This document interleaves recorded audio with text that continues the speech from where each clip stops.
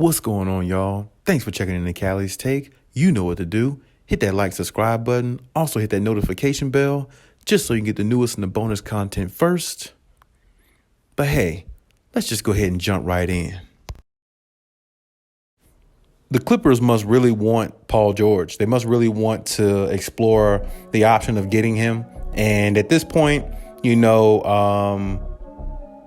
it's pretty much, one of those situations where I know they need a backup point guard. They need a point guard to fulfill, that role. But I personally don't think he would be the choice to go with. But I mean, the Clippers can't seem to get off this guy. Or there's always a situation they're in the running for this guy. And the Rockets if John Wall and the Rockets, decide on a buyout, the Clippers are definitely going to possibly try to pursue John Wall, I believe. And it's between them and actually the Miami Heat, who actually would pursue John Wall based upon the reports. Whether, which team he would go with, that remains to be seen. That's only if the buyout happens, with the Houston Rockets. Now, the buyout part of the situation is very, very likely. I think both parties are really, are on the same page in regards to John Wall. They really don't see any use for him for the team. And he hasn't really played, at all. And the only thing with that situation is, even with the buyout, like if the Clippers happen to go after John Wall, to me, I don't really see too much of a purpose for him specifically. I don't really think he fits the Clippers and what they're trying to do. This team is on a mission to win a championship. They're not on a mission to, have a nice player on the bench who really doesn't have the basketball IQ of a champion or mimics any basketball IQ of a champion. And he really doesn't mimic that for me. And when I say something about basketball IQ, I don't necessarily mean the player had to have won a championship before. I just mean the player has to have a sense on the floor of situational basketball and make the right plays when needed to help his team win. And that's not something that I ever envisioned John Wall doing. I always saw John Wall being a highlight, making some good passes here and there, but never really developing into the type of point guard that can actually help you win anything. And see, that's not what the Clippers need, because this year that they're going into is probably their final or one of their final years all together the way they are to go after a championship. And they don't really need anybody who's going to come in there who might disrupt or, doesn't have a rhythm themselves. They already got Kawhi Leonard coming back next year trying to get his rhythm back. They don't need a point guard like John Wall, who hasn't played and seemed like a year or two or a couple years seemed like to me. It seemed like it's been longer than that since John Wall has played. He's so far beneath the radar in regards to names out there, in regards to point guards now. It just seemed like it's been a long time since he played, and I don't feel like, his non-rhythm would help the Clippers. Now, don't get me wrong, of course, if the Clippers got him throughout the season, he would get a rhythm. He would get, better as time goes on. And I will say this, Ty Lue is the type of coach that can get something out of him maybe the other coaches couldn't. So I will leave that door open in regards to that, but I just truly don't think they should really go after him. I like some things that John Wall does. I like his speed, if he still has that. I like the way he can get to the basket. I like some things about John Wall, and he will pass the ball. He's not, too big on scoring. And like I said, it kind of depends on who John Wall is now too. Is he more humbled now, the fact that he's, not been playing as much over the last couple years, or is he going to come out there and try to show the world he's still the John Wall he was on the Wizards?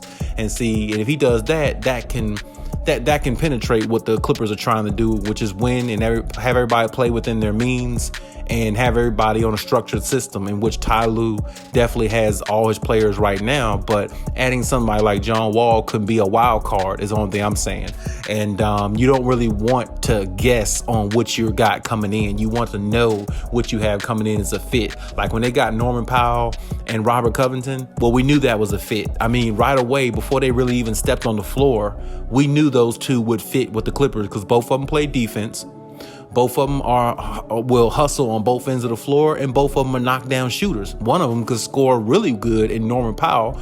He might be a sixth man of the year next year if he comes off the bench with the Clippers. So, you got really good acquisitions there, and both of them are good locker room guys. They both understand situational basketball, and both of them play, like I said, on the defensive end. And that's the type of players you need. Now, John Wall wasn't bad on defense at one time. He led the league in steals, I think, one year. So he's not too bad on defense. But at the same time, like I said, he hasn't played in so long. You don't really know what John Wall you will be getting. So you might actually be going into a situation of the unknown. And I don't think the Clippers should do that.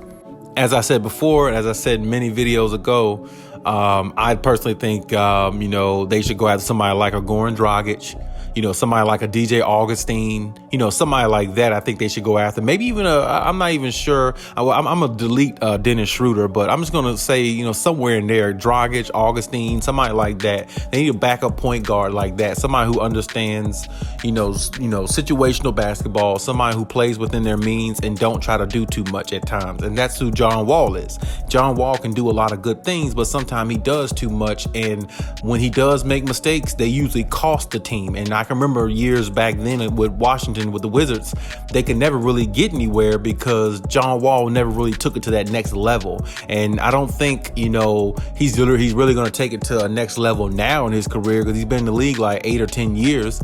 And, the player he is the player he is. You see what I'm saying? So I don't know if that's a recipe for success or anything like that. But I mean, of course, the Clippers, they make that decision. We'll see exactly, what decision they make. But I really think they should kind of maybe let the John Wall thing go and try to go after a point guard with more of a higher basketball IQ that can help them win. Because John Wall is a good player. He's a nice player. Don't get me wrong.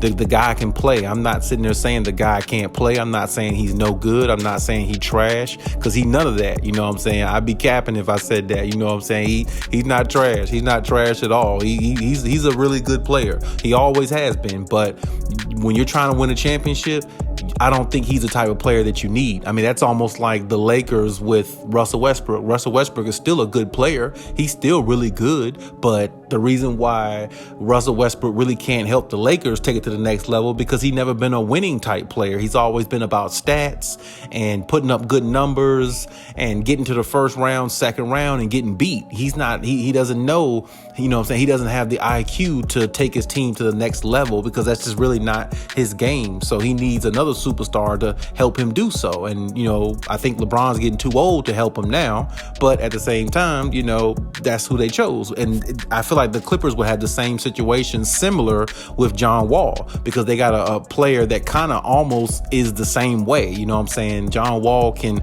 fill up a stat sheet. He can get you almost a triple double. I mean, in his prime, you know what I'm saying? I can remember him having like 19, 9 assists and like 7, 8 rebounds. He can damn near get you a triple double every night. But is it going to really help you win though? And that's the thing. Can he knock down big shots? And see, that's another thing. When you look at the Clippers, they got so much spacing, so many shooters, so many scorers. They don't have, you know what I'm saying? They having a guy like John Wall will be good in regards to penetrating to the basket, but what would he be like on the perimeter? When you think of the Clippers, you think of a 3-point shooting team. You see what I'm saying? You think of a team that has a lot of versatility on offense. So Kawhi Leonard and Paul George, they can get to the rim. You see what I'm saying? And now the fact that, Ty Lue has them averaging 5-6 assists a game over the last 2 seasons, John Wall services would be limited, if you ask me, because they average 5-6 assists a game. So it's like they're learning to be more passers along with scorers. So really they just need a point guard to kind of like anchor the offense and keep it going, and don't do nothing too wild or crazy when he's in there, to manage leads and keep them above water when both of them superstars sit down, or when Reggie Jackson sits down. You see what I'm saying? Reggie Jackson's kind of like, wild at times himself, or he was, you know what I'm saying? He's a little bit better now over the last couple of seasons, but he still has his moments where, he gets a little carried away with the handle and the, showing the handle and stuff like that, hot sauce Reggie Jackson. So that's what I'm saying. We already kind of got a player who kind of plays that irky jerky style at times. You see what I'm saying? So I just feel like John Wall would kind of sort of be in the way. Now, I mean, who knows? Maybe if they did get him, maybe it would work out. But I just wouldn't want it to end up as a situation like they did with Eric Bledsoe. Take a chance on the unknown. The same thing they did with Eric Bledsoe. They took a chance on him not knowing whether he really would be a good fit or not, knowing that he's been a journeyman throughout the league and hasn't really found a staple home. They took a chance on him, and that was the unknown, and you saw how that worked out. They traded him by mid-season, and I hope they wouldn't do the same thing with John Wall, but it's very possible because we haven't really seen John Wall play in a couple years, not consistently anyway, and it's just not, I don't know how much they'd be able to utilize him with the way the Clippers culture is. Now, if he went to Miami, maybe a little bit different. I could actually see him fitting Miami a little bit more, since Miami and the Clippers are the two teams that's reported in the running for him if the buyout happens. I could see Miami a little bit more because Miami is a little bit more, different atmosphere. They got a lot of different attitudes in there. And John Wall would just kind of add to a little bit of the dynamic because Jimmy Butler is not a superstar to me. So John Wall would kind of, be him, and John Wall maybe could be like a 1-2 punch or something like that if John Wall gets back to his natural, form and everything like that. Maybe they can push the ball a little bit more instead of playing a half court game the way they do, because Jimmy Butler really,